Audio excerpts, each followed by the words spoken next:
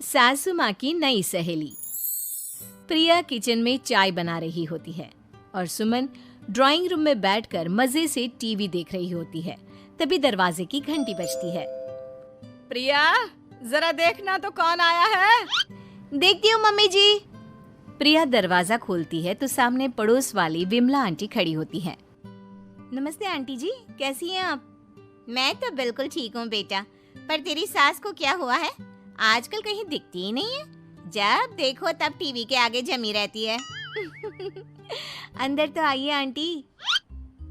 अरे ओ दीपक की अम्मा, कहाँ हो? अरे बिमला, आओ आओ, क्या बात है, बड़े दिन बाद याद आई तुम्हें मेरी। मैं तो हमेशा ही तुम्हें याद करती हूँ, पर तुम ही गायब रहती हो और आजकल तो बाहर भी नहीं आती जाती। तबीयत तो ठीक है ना तुम्हारी? अरे तबीयत को क्या होना है, इस उम्र में तो कुछ ना कुछ लगा ही रहता है। मेरी छोड़ो, तुम ये बताओ कि क्या चल रहा है गली मोहल्ले में। तुम गली मोहल्ले की छोड़ो, चल तो तुम्हारे पड़ोस में रहा है। तुम्हारी नई सहेली आई है। मेरी कौन सी नई सहेली? मैं तो यहाँ बस तुमसे बातचीत कर लेती हूँ या फिर बाजू वाली शर्मा की बहू से दो चार बातें कर लेती हूँ। इसीलिए तो कहा कि तेरी नई सहेली आई है। अब कोई पड़ोस में आया है तो बात तो होनी ही है। कम से कम इसी बहाने हमारा भी एक ग्रुप बन जाएगा। फिर सब मिलकर अपनी बहुओं की शिकायतें किया करेंगे। दोनों हंसने लगते हैं। तभी प्रिया चाय लेकर आती है और सामने टेबल पर रख देती है। दोनों चाय पीती हैं और बातें करते हैं। चलो मैं चलती हूँ, अब कल मिलते हैं। राम राम। अगले दिन प्रिया किचन में कुछ काम कर रही होती है और सुमन आराम से सोफे पर बैठकर मटर छिल रही होती है। तभी डोरबेल बजती है। प्रिया दरवाजा खोलती है तो सामने उनकी नई पड़ोसन खड़ी होती है। जी, आप कौन? मैंने पहचाना नहीं। नमस्ते बेटा, मैं शारदा, आपके बगल वाले घर में अभी 2-4 दिन पहले ही शिफ्ट हुए हैं। ओह अच्छा। नमस्ते आंटी, अंदर आइए ना आप। देखिए तो मम्मी जी, आज कौन आया है। इतना कहकर प्रिया किचन में चाय बनाने चली जाती है। नई पड़ोसन को घर पे देखकर सुमन थोड़ा हैरान हो जाती है। नमस्ते बहन जी, मैं शारदा, आपकी नई पड़ोसन। अच्छा, आप हैं हमारी नई पड़ोसन। आइए आइए, और बताइए कैसी हैं आप? जी बिल्कुल ठीक हूँ। वो दरअसल घर पर छोटी सी पूजा रखवाई थी, बस उसी का प्रसाद देने चली आई। सोचा इसी बहाने नए पड़ोसियों से भी मुलाकात हो जाएगी। ये तो बहुत अच्छा सोचा आपने। सुमन प्रिया को आवाज लगाती है। अरे ओ बहू, जरा चाय पानी का तो आके पूछ लो। ये आजकल की बहुएं भी ना, जब तक बोलो नहीं तब तक कुछ नहीं करेंगी। आई मम्मी जी। प्रिया चाय लेकर आती है। दोनों बैठकर चाय पीती हैं और खूब सारी बातें करती हैं। अच्छा बहन जी, अब मैं चलती हूँ, फिर मिलते हैं। अब तो आना जाना लगा ही रहेगा। शारदा के जाने के बाद प्रिया किचन से बाहर आती है। क्या बात है मम्मी जी, आप दोनों को देखकर तो लगा ही नहीं कि पहली बार मिल रही हो। आप दोनों तो बिल्कुल बिछड़ी हुई सहेलियों की तरह बातें कर रही थी। अरे जब दो औरतें मिल जाती है ना, तो बातें अपने आप ही निकल आती है। अब तू अपने काम पर ध्यान दे, बातों पे नहीं।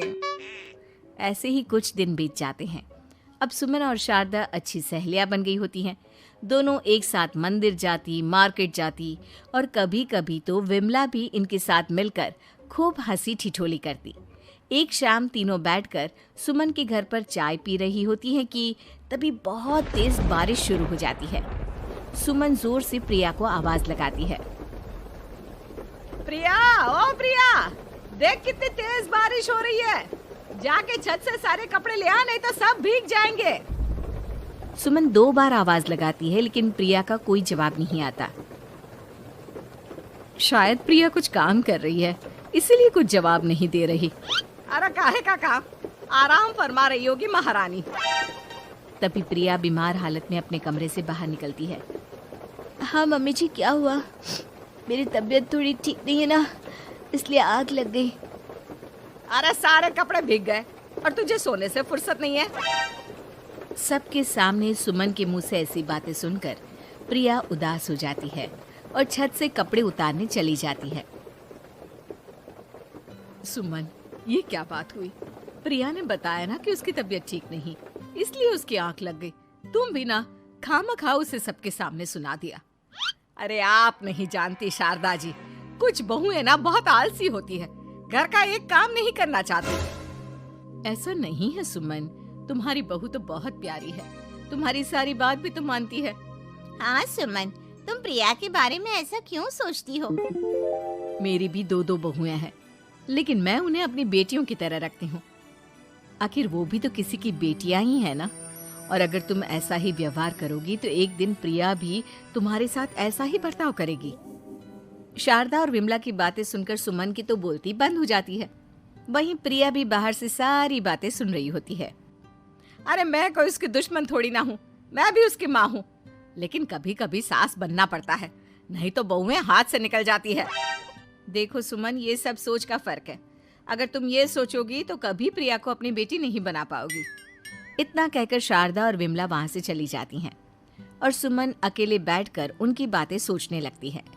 अगले दिन प्रिया और दीपक अपने कमरे में बैठकर बात कर रहे होते हैं और सुमन उनके कमरे के बाहर कुछ काम कर रही होती है और उन दोनों की बातें सुन लेती है। दीपक, तुम्हें पता है हमारे पड़ोस में जो शारदा आंटी है ना, बहुत अच्छी हैं। अच्छा, ऐसा क्या हो गया जो तुम्हें वो इतनी अच्छी लगने लग गई? कुछ खास नहीं, बस कल जब मम्मी जी मुझे सबके सामने सुना रही थी तो शारदा आंटी ने मेरा साथ दिया।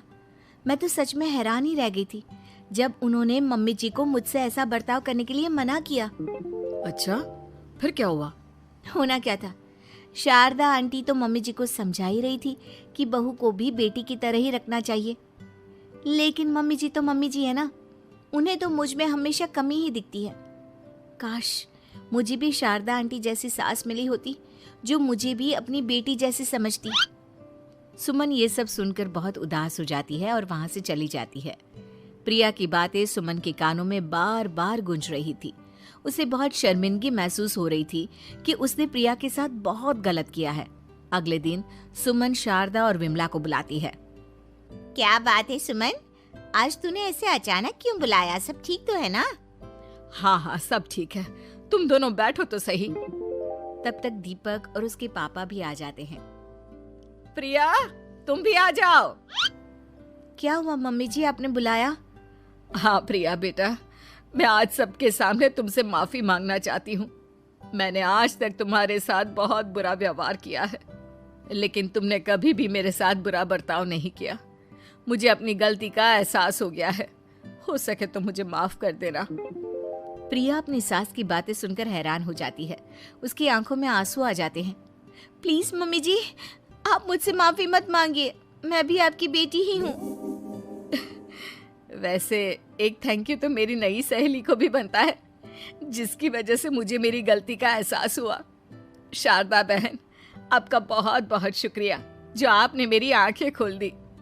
अरे क्या सुमन, तुम भी ना। तो फिर इसी बात पर चाय और पकोड़े हो जाए? हाँ हाँ, क्यों नहीं।